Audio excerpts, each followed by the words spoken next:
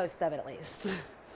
All right, now we're at the canning stage. You'll find that these jars under a pressure canner can actually don't have to be sanitized, because the pressure canner is going to bring the heat up to them high enough to kill off any bacteria.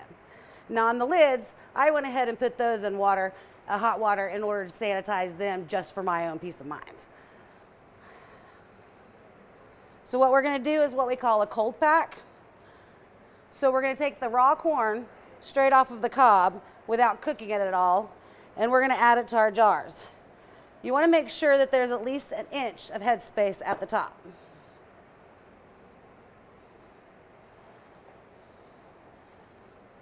So what we're going to do now is we're going to take our pickling salt, and we're going to put 1 teaspoon in each jar.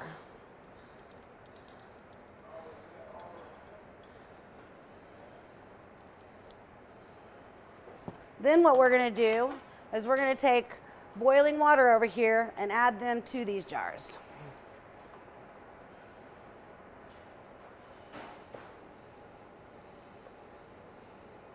Remember, always leave that inch of headspace.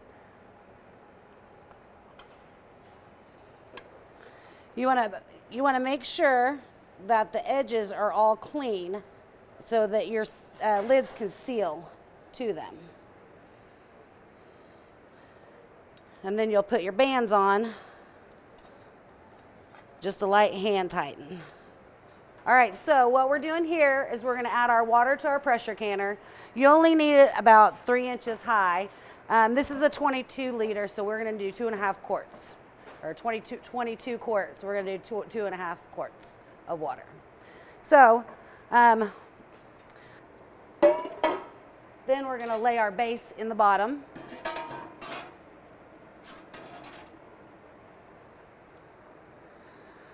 We are going to then place our jars inside.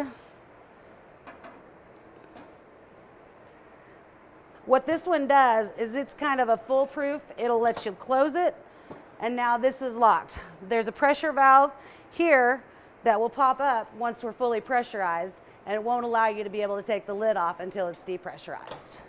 So from there, we're going to just let this heat up. Eventually, we're going to get steam out of the top, and you want that steam to roll for about 10 minutes before we put our pressure valve on it. Okay, so now we're putting our valve on at 15 psi. We're going to put that on there, and we're going to reduce the heat just a little bit so that it's not just rocking completely. Then what we're going to do is we're going to wait for this to start kind of rattling and shaking around, and then we'll start our next timer. All right, so now that we've got this rocking, we're going to go ahead and it's going to take 50 minutes in order for us to pressure can corn. So we'll let this kind of go and pressure cook itself, and then we'll be back in 50 minutes to show you the final product. All right, so we have finally finished pressure canning. What we did, as soon as the time was up, I turned the stove off, and we let it naturally just release the pressure on its own.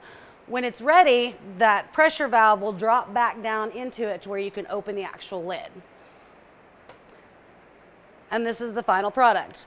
You're going to want to let it cool completely, and at that point, you'll go through and make sure that all the tops are secure. You don't want them making the original sound when they're not done.